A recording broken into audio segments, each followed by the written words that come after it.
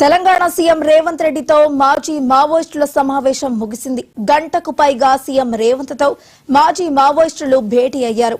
ఈ భేటీలో పలు కీలక అంశాలు చర్చకు వచ్చినట్లు తెలుస్తోంది. సీఎం రేవంత్ తో భేటీ తర్వాత మాజీ మావోయిస్టులు సచివాలయం నుంచి వెళ్లిపోయారు.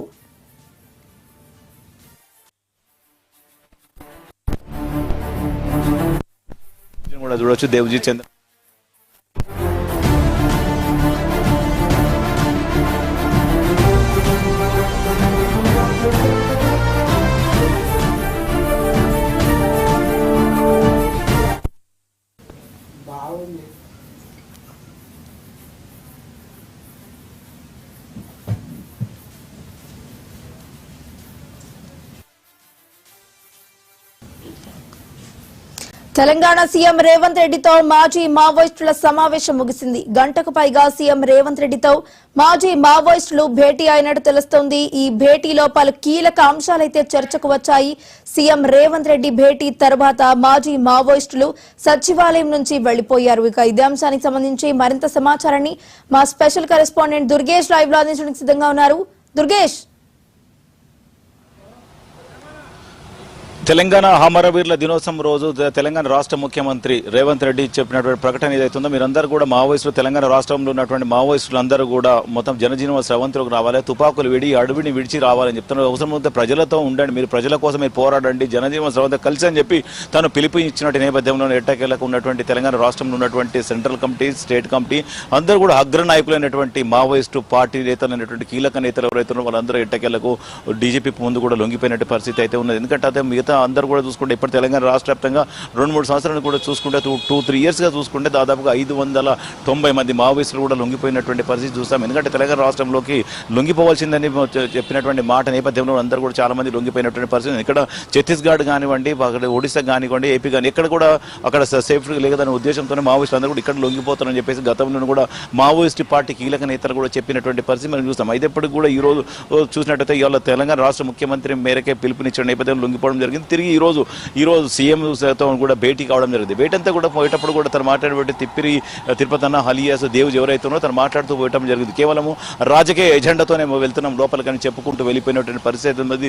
దాదాపు ఇప్పుడు 6 మంది మాజీ మావోయిస్టులు కూడా లోపల కూడా వచ్చి మాట్లాడడం జరిగింది. అంతా కూడా చర్చలు జరిగినట్టు నేపథ్యంలో దాంట్లో కూడా చర్చలు పాల్గొన్నటువంటి ముఖ్యమంత్రితో పాటు కూడా సలహాదారులు ఉన్నటువంటి పరిస్థితి. తెలంగాణ రాష్ట్ర డీజీపీ ఉన్నారు, ఎస్ఐబీ చీఫ్ ఉన్నారు, అదేవిధంగా హోమ్ సెక్రటరీ, వీళ్ళందరూ కూడా నేపథ్యంలో అందరూ కూడా చర్చలు జరిపిన దాదాపు గంటన్నర పాటు భేటీ జరిగింది. భేటీలో సమావేశంలో కూడా వీళ్ళు లొంగిపోయిన తర్వాత అటు వీళ్ళకు ఎటువంటి ఉపాధి కల్పించాలి, ఎటువంటి రాజకీయాలకు వెళ్తున్నారు, అసలు వీళ్ళ నెక్స్ట్ భవిష్యత్తు ఏం చేయబోతున్నారు దానిపైన కూడా చర్చలు జరిగినట్టు కూడా తెలుసు. ఎందుకంటే ఆల్రెడీ తను మొన్న లొంగిపోయిన రోజు కూడా చెప్పడం జరిగింది. ఎందుకంటే ఆల్రెడీ రాష్ట్రంలో కూడా ఉన్నటువంటి కానీ తెలంగాణ రాష్ట్రంలో కాకుండా ఇతర రాష్ట్రాలు చూసినప్పుడు కూడా కానీ సెంట్రల్ గవర్నమెంట్ తీసుకొచ్చినటువంటి ఆపరేషన్ కగార్ నేపథ్యం ఏదైతే ఉన్నదో అంతా కూడా కుంబింగ్లు జరగడం కానీ ఇక్కడ మొత్తం 31 మార్చి లోపల కూడా కుంబింగ్ మొత్తం మీద జరుగుతున్నటువంటి ఆపరేషన్ కగార్ ముగిసిన నేపథ్యంలో కూడా అక్కడ ఉన్నటువంటి టెక్నాలజీ కానివ్వండి, ఇక్కడ ఉన్న పార్టీలో లోపాయికర ఇబ్బందులు కానివ్వండి, పార్టీలో అంతా చిన్న భిన్నంగా ఉన్నటువంటి అగ్రనేతలందరూ కూడా ఎక్కడికక్కడ వాళ్ళకు తలదాచుకుంటున్న పరిస్థితి అయితే చూస్తాం. తలదాచుకున్న నేపథ్యంలోనే ఇక్కడ లోపల ఇంటర్నల్గా ఉన్నటువంటి ఇబ్బందులు కానివ్వండి, అనారోగ్య సమస్యలు కానివ్వండి, ఏదైతేనేమని అయినప్పటికీ కూడా ఎట్టకేలకు మొత్తం మీద తెలంగాణ రాష్ట్ర ముఖ్యమంత్రి పిలుపు మేరకే లొంగిపోయినటువంటి పరిస్థితి చూస్తున్నాం.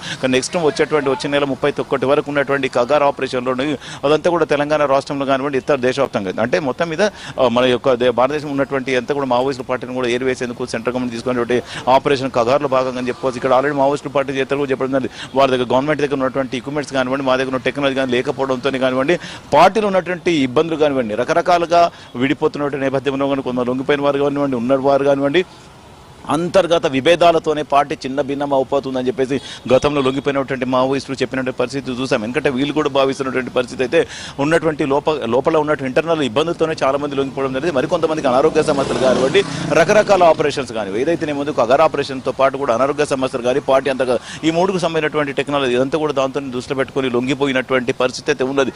ఇప్పుడు మళ్ళీ ఇంకా తెలంగాణ రాష్ట్రంలో అనేది మొత్తం తుడుచుకు పెట్టేసాము అని చెప్పేసి చెప్పినటువంటి తెలంగాణ రాష్ట్ర డీజీపీ చెప్పడం జరిగింది.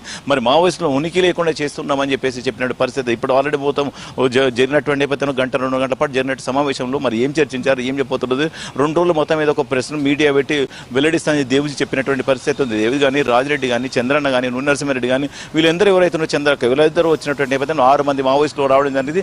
ఈ మొన్న లొంగిపోయినటువంటి నలుగురు ఎవరైతే ఉన్నారో మన కీలక నేతలు, అగ్రనేతలు, వారితో పాటు మరొక 2 వచ్చినటువంటి పరిస్థితి. ఒక మహిళ అయితే ఎవరైతే ఉన్నారో తను కూడా చంద్రక్క ఉంది, ఆమె కూడా గతంలో లొంగిపోయినటువంటి పరిస్థితి. ఆమెను కూడా ఈ రోజు కలుపుకొని 6 మంది మావోయిస్టులకు వచ్చి చర్చలు జరిపారు. ఈ చర్చల తర్వాత ఒక 2 డేస్ టైం తీసుకున్నారు. 2 డేస్ తర్వాత మరి వాళ్ళ ఎజెండా ఏంది, వాళ్ళ ఎక్కడ ఏం పార్టీలో చేరబోతారు, ఏమైనా పార్టీలో చేరుతారా లేకుంటే వాళ్ళే పార్టీ నిర్వహిస్తారా ఏంది అనేది కూడా వివరిస్తామని చెప్పి చెప్పుకుంటూ వెళ్ళిపోయినటువంటి పరిస్థితి అయితే. ఎందుకంటే అలా మీడియాతో మాట్లాడకుండా ఆల్రెడీ చెప్పడం జరిగింది. వాళ్ళు డైరెక్ట్గా వాళ్ళకు 2 డేస్ తర్వాత మేము ఒక మీడియా సమావేశం ఏర్పాటు చేసి మీడియా సమావేశం ద్వారానే మా ఎజెండా ఏంది, మేము పొలిటికల్గా ఎక్కడ చేస్తాము, ఏం చేస్తామని చెప్పుకుంటూ వెళ్ళిపోయినటువంటి పరిస్థితి అయితే ఉన్నది. ఎందుకంటే తెలంగాణ రాష్ట్రంలోనే మొత్తం మీద ముఖ్యమంత్రి చెప్పినటువంటి ఆదేశాల మేరకు మేము జనజీవ స్రవంతితో కలిసాము, తుపాకులను విడిచిపెట్టాము అని చెప్పేసి లోపల చెప్పినట్టు కూడా తెలుస్తా ఉన్నది. ఇదంతా కూడా పోలీసులు కానివ్వండి, ఇక్కడ ప్రభుత్వ అధికారులు కానీ అందరితో కూడా చర్చలు లోపల దాదాపు 1.5 గంటల పాటు చర్చలు జరిగాయి. ఆ చర్చల తర్వాత మరి ఏం జరిగింది ఏందనేది కూడా మొత్తం ఒక మీడియా సమావేశం ఏర్పాటు చేసి చెప్తున్నటువంటి పరిస్థితి అయితే ఉన్నది. ఇప్పుడు మిగతా రాష్ట్రాలు చూసుకుంటే మొత్తం ఆపరేషన్ కగార్ అనేది కూడా కొనసాగుతున్నటువంటి పరిస్థితి అయితే ఉన్నది. ఎందుకంటే అక్కడ ఉన్నటువంటి ప్రభుత్వం దగ్గర ఉన్నటువంటి టెక్నాలజీ, మావోయిస్టుల దగ్గర టెక్నాలజీ లేకపోవడంతో ఇదంతా లొంగుబాటు కానీ అంతా జరుగుతుందని కూడా చెప్పుకోవాలి. ఎందుకంటే ఆపరేషన్ కొమ్మింగ్ కానీ అక్కడ ఉన్నటువంటి తలదాచుకోవడానికి కూడా ఎట్టి పరిస్థితులు అక్కడ అవకాశాలు లేకపోవడము, అక్కడ ఎక్కడ కూడా పోలేకపోవడంతోనే మొత్తం లొంగుబాటు జరుగుతున్నట్టు కూడా చెప్పుకోవచ్చు. ఎక్కడ ఏ రాష్ట్రంలో అక్కడ కూడా వెసులుబాటు ఉన్నటువంటి ప్రాంతాలకు వెళ్ళి లొంగిపోతున్నటువంటి పరిస్థితి అయితే ఉంటుందని కూడా మనం చెప్పవచ్చు. Right, thank you Durgesh.